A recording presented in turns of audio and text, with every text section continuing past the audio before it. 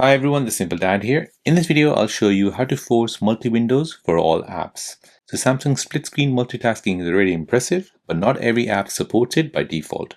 So with the force multi-window option, you can override those limitations and can run app in split screen or pop-up view.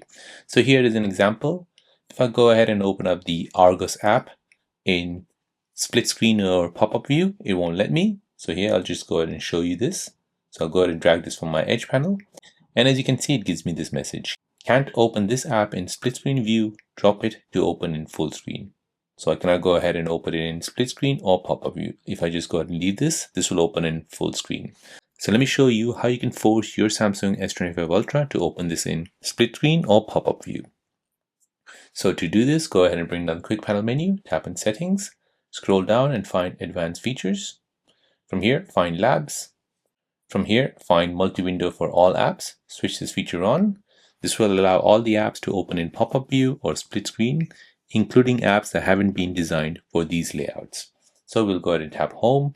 We'll go ahead and bring down the edge panel and we'll go ahead and try to open this Argos app in split screen.